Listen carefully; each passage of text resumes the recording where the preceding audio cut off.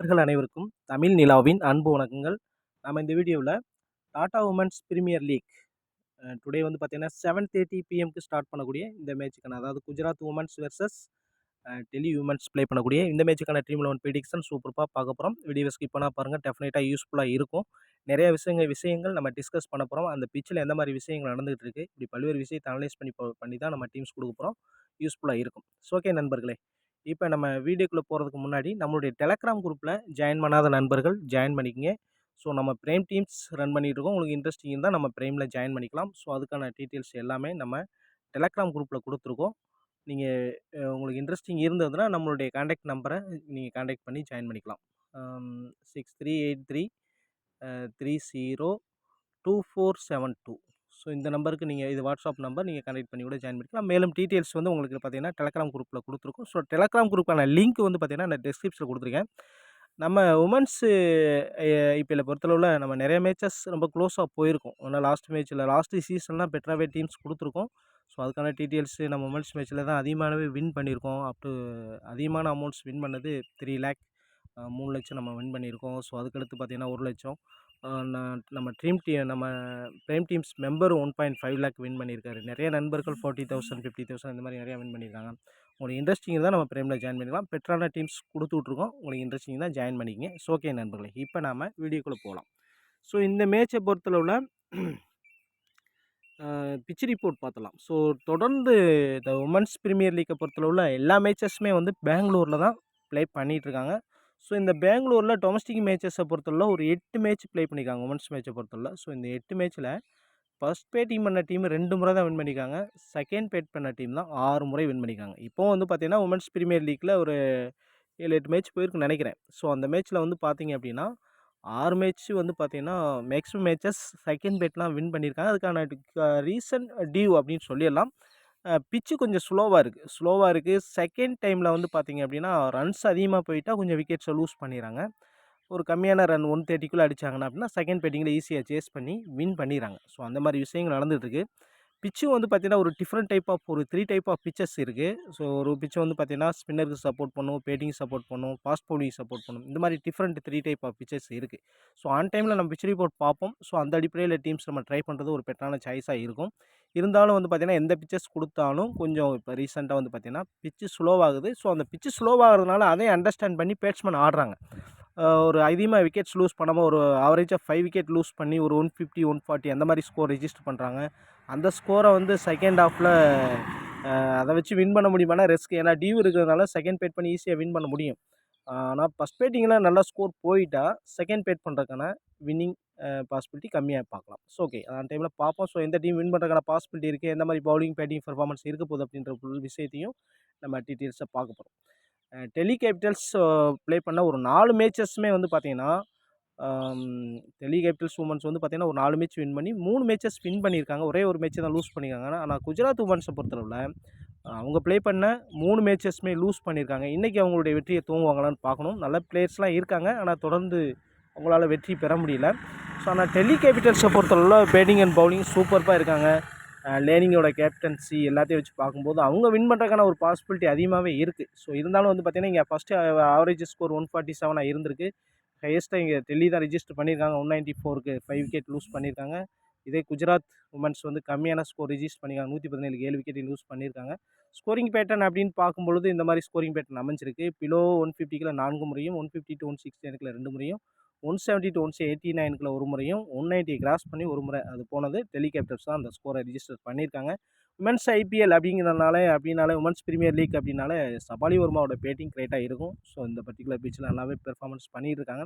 So தொடர்ந்து நம்ம பார்க்கலாம் எந்த மாதிரி பிச்சு பிகேவ் பண்ண போகுது. ஸ்கோரிங் பேட்டர்ன் இருப்பதற்கான வாய்ப்பு அப்படின்னு பார்த்தீங்கன்னா நம்ம எக்ஸ்பெக்ட் பண்ணுறது இந்த ஆவரேஜ் ஸ்கோர் 147 140 அந்த மாதிரி இருப்பதற்கு தான் பாசிபிலிட்டி அதிகமாக இருக்குது. மேக்ஸிமம் ஃபஸ்ட்டு பவுலிங் பண்ணக்கூடிய டீம்ஸ் தான் வின் பண்ணுறாங்க. அதையும் பார்ப்போம். ஸோ எந்த மாதிரி டீம்ஸ் வின் பண்ணுறதுக்கான பாசிபிலிட்டி இருக்குதுன்னு ஃபுல்லாக டிஸ்கஸ் பண்ணலாம். ஸோ ஓகே, ஃபஸ்ட்டு நம்ம பிளேயிங் 11 பார்ப்பதற்கு முன்பு இந்த பர்டிகுலர் பிச்சில் எந்த மாதிரி ஸ்கோர் வந்திருக்கு அப்படின்ற விஷயத்தையும் பார்க்கலாம். நல்ல ஸ்கோர் வரக்கூடிய ஒரு பிச்சு தான் பெங்களூர் பிச்சை பொறுத்தளவில் நம்ம ஐபிஎல்லாம் பார்த்துருக்கோம். ஆனால் உமன்ஸ் மேட்சை பொறுத்தளவில் பிச்சு அந்தளவுக்கு இந்த கிரவுண்டு டைமென்ஷன்லாம் பெருசாக பார்க்க முடியாது. ஏன்னா உமன்ஸ் மேட்ச்னாலே அந்த டைமென்ஷன் சிறுசாக தான் இருக்கும்.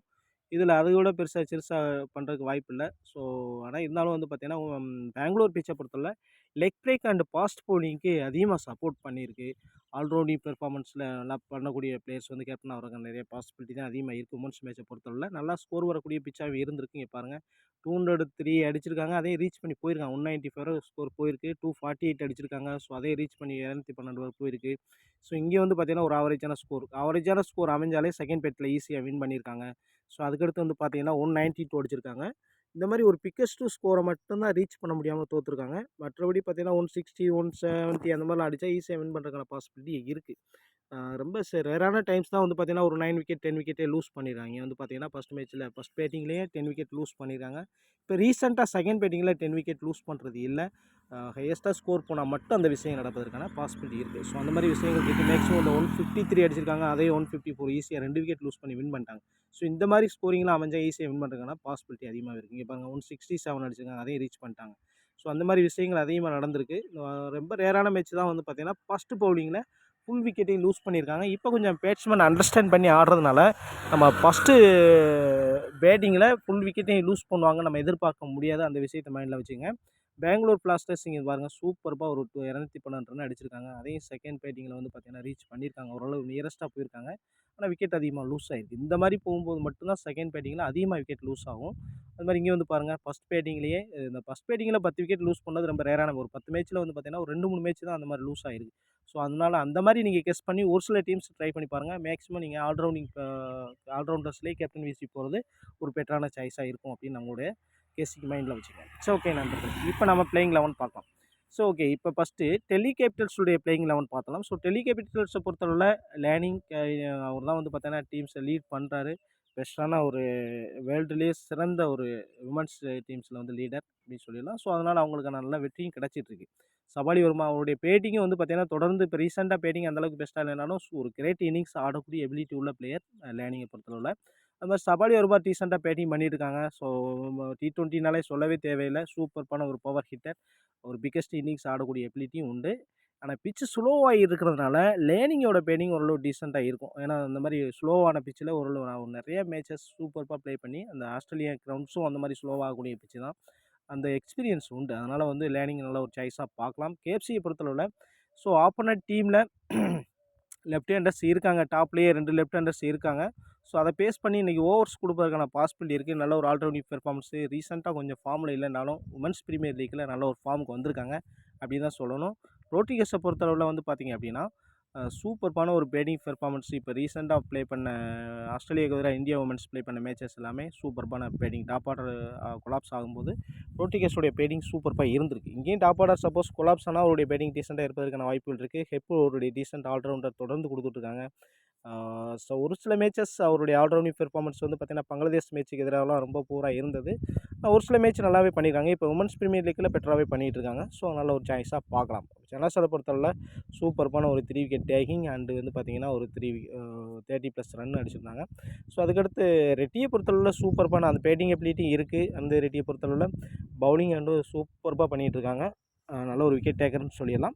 அதுக்கடுத்து தாஹியா பாட்டியா ரொம்ப லோயர் ஆர்டர் பேட்டிங் பெருசாக நம்ம விக்கெட் கீப்பிங்கில் பாயிண்ட்ஸ் வந்தால் தான் இன்னும் ஒரு சில ஓவர்ஸ் தான் பவுலிங் கொடுக்குறாங்க. சிகா பாண்டே 4 ஓவர் பவுலிங் கொடுக்குறாங்க. விக்கெட் டேக்கிங்கில் எனி டைம் ஒரு 3 விக்கெட் 4 விக்கெட் எடுக்கக்கூடிய எபிலிட்டி உள்ள பிளேயர். பேட்டிங் வந்தாலும் ஒரு டீசென்ட் பண்ண முடியும். ராதா யாதவ் சூப்பர்பாக ஒரு 4 விக்கெட் ஹால் எடுத்திருந்தாங்க ரீசெண்டாக ஒரு மேட்ச்சில்.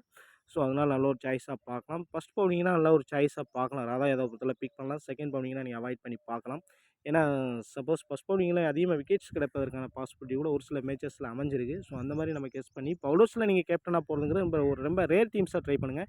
மேக்ஸிமம் ஆல்ரவுண்டர்ஸில் பிக் பண்ணி போகிறது நல்ல ஒரு சாய்ஸாக இருக்கும். ஸோ இந்த ஒரு டீம்ஸை பொறுத்தளவில் அதிகமாக ஓவர்ஸ் பவுலிங் பண்ணுறது அப்படின்னு பார்த்தீங்கன்னா, ஹெப் அவருடைய 4 ஓவரை பவுலிங் பண்ணிடுறாரு. ஜனாசன் அவங்களுடைய 4 ஓவரையும் பவுலிங் பண்ணிடுறாங்க. அருந்ததி ரெட்டி மேக்ஸிமம் 4 ஓவர் கொடுக்க ட்ரை பண்ணுறாங்க. மினிமம் 3 ஓவர் வீசுக்கான பாசிபிலிட்டி இருக்குது. இன்னும் ஒரு சில ஓவர் 1 ஆர் 2 ஓவர்ஸ் பவுலிங் பண்ணுறாங்க. ஜிகா பாண்டே 4 ஓவர்ஸ் பவுலிங் பண்ணிடுறாங்க. ராதா யாதவ் நல்லா பவுலிங் பண்ணுற ஏன்னா மேக்ஸிமம் டெத்தில் பவுல் பண்ண வைக்கிறாங்க. ஒரு 2 ஆர் 3 ஓவர்ஸ் பவுல் பண்ணுறாங்கன்னா பாசிபிலிட்டி இருக்குது. ஆனால் அந்த மாதிரி ஒரு 4 ஓவர் சப்போஸ் பவுலிங் பண்ணுறாங்கன்னா, அப்போ ஜிகா பாண்டேவர்ஸுடைய ஓவர்ஸ் பவுலிங் குறைவதற்கான வாய்ப்புகள் இருக்குது. டெத் ஓவர் பவுலர் அப்படின்னு பார்க்கும்பொழுது வந்து பார்த்தீங்கன்னா, ரிஷன் கேப்பு, அருந்ததி ரெட்டி வந்து பார்த்தீங்கன்னா, சம்டைம்ஸ் ஜியா பண்ணையில் அட்வான்ஸாக ப்ளே பண்ண ராதா யாதவ் டெத்தில் பவுல் பண்ணுறதுக்கான வாய்ப்புகள் இருக்குது. ஜனாசன் கூட சம்டைம்ஸ் டெத்தில் பவுலிங் பண்ணுறாங்க. ஸோ நம்ம உமன்ஸ் மேட்சை பொறுத்தவரை நமக்கு டெஃபினட்டாக சொல்லிட முடியாது. இருப்பினும் வந்து பார்த்தீங்கன்னா ஜனாசன், ராதா யாதவ் கூட டெத்தில் பவுல் பண்ணுறதுக்கான பாசிபிலிட்டி இருக்குது. அதோட மெரிசன் கேப் இந்த 3 பேரும் பவுல் பண்ணுறதுக்கான பாசிபிலிட்டி இருக்குது டெத்தில். So okay. அதே சமயத்தில் நெக்ஸ்ட் வந்து பார்த்தீங்கன்னா குஜராத் உமன்ஸை பொறுத்தளவில் ஸோ இன்னிங்ஸ் ஓப்பன் பண்ணுறது வால்வரட்டு ரீசன்ட் ஃபார்ம்ஸ் அந்தளவுக்கு கிரேட்டாக இல்லைன்னு ஒரு டீசென்ட் பெர்ஃபார்மன்ஸ் கொடுத்துருக்காங்க லாஸ்ட் மேட்ச்சு. மூணி தொடர்ந்து ஃபெயிலியர் ஆகிட்டு இருக்காங்க. கேப்டன்சி பொறுப்பில் இருக்காங்க. செகண்ட் பேட் பண்ணால் டெஃபினட்டாக மூணியை ட்ரை பண்ணி பார்க்கலாம். ஒரு விசி கூட ட்ரை பண்ணி பார்க்கலாம். நல்ல ஒரு சாய்ஸாக இருக்கும். டிஎல்லுடைய பேட்டிங் ரீசன்ட் பெர்ஃபார்மன்ஸு ஒரு பெட்டராகவே இருந்துகிட்டு இருக்குது. நல்ல ஒரு ஃபீல்டர் அந்த அடிப்படையில் பாயிண்ட்ஸ் கிடப்பாருங்கிற பாசிபிலிட்டி இருக்குது. லிச்ஃபீல்டை பொறுத்தவரை ரீசன்ட் ஃபார்ம் பெட்டராகவே இருந்துகிட்டு இருக்குது. இந்தியாவுக்கு எதிராக நிறைய மேட்சஸ் சூப்பராக ப்ளே பண்ணியிருக்காங்க. இந்தியன் பிச்சில் நல்லாவே ப்ளே பண்ணக்கூடிய ஒரு பிளேயர். இப்போ ரீசெண்டாக வந்து பார்த்தீங்கன்னா உமன்ஸ் பிபிஎல்ல கூட பெட்டராகவே பெர்ஃபார்மன்ஸ் கொடுத்துருந்தாங்க. அந்த மாதிரி கார்டனருடைய ஆல்ரவுண்டிங் பெர்ஃபார்மன்ஸ் இப்போ ரீசெண்டாக ரொம்ப ஸ்ட்ரகிள் ஆகிருக்காங்க விக்கெட் டேக்கிங் அண்டு பேட்டிங்கில்.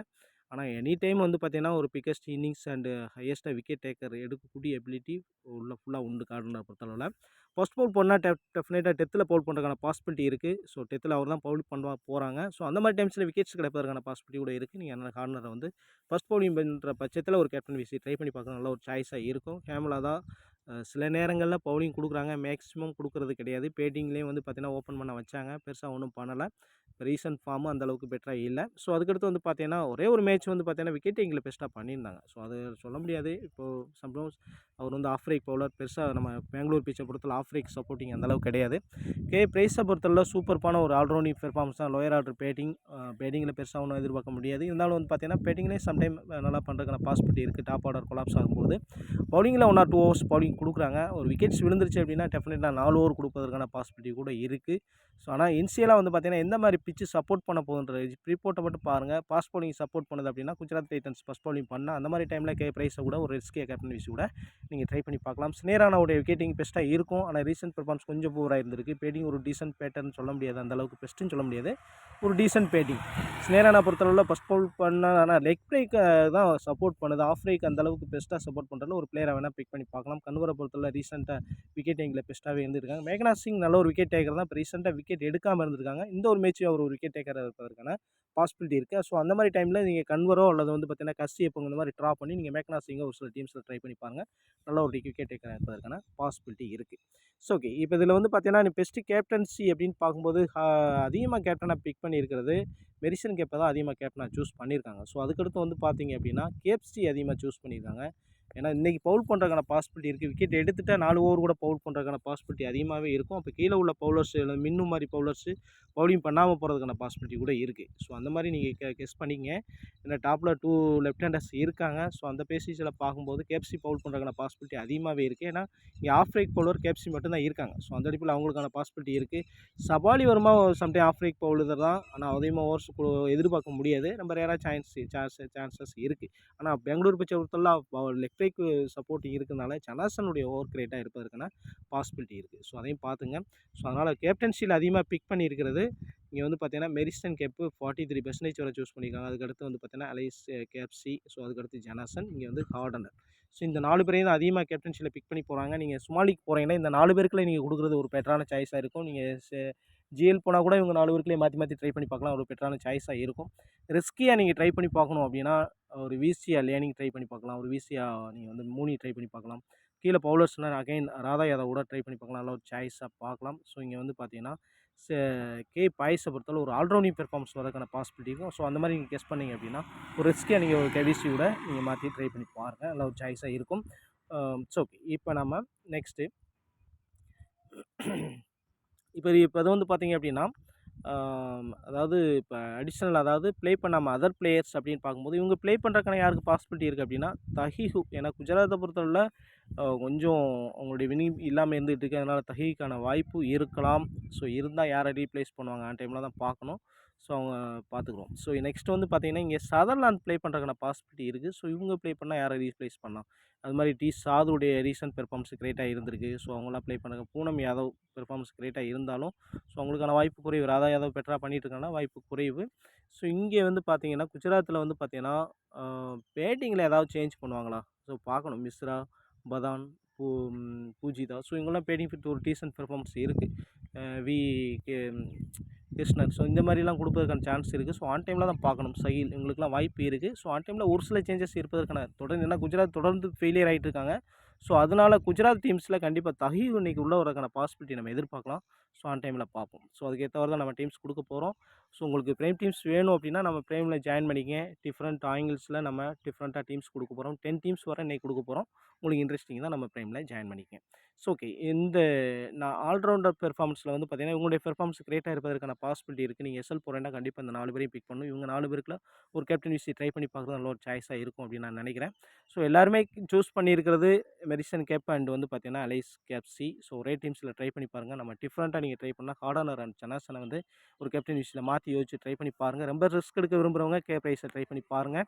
ஸோ அதுக்கடுத்து வந்து பார்த்தீங்கன்னா இது ஒரு எஸ்எல் டீமாக நான் வந்து உங்களுக்கு ரெக்கமெண்ட் பண்ணுறேன். அலைஸ் கேப்சியை பொறுத்தவரை ஒரு கேப்டனாகவும் ஏன்னா இன்றைக்கி பவுல் பண்ணுறதுக்கான பாசிபிலிட்டி இருக்கிறதுனால நான் அலைஸ் கேப்சி கேப்டனாகவும் சனாசனை விசியாகவும் அல்லது நீங்கள் வந்து கார்னர் கூட ஒரு விசியாக ட்ரை பண்ணி பார்க்கலாம். இப்படி ஒரு டீம் நீங்கள் ட்ரை பண்ணி பார்க்கலாம். கீழே பவுலர்ஸில் வேணால் நீங்கள் எஸ்எல்ல ஜிஎல் போகும்போது ஒரு சில சேஞ்ச் பண்ணி பாருங்கள்.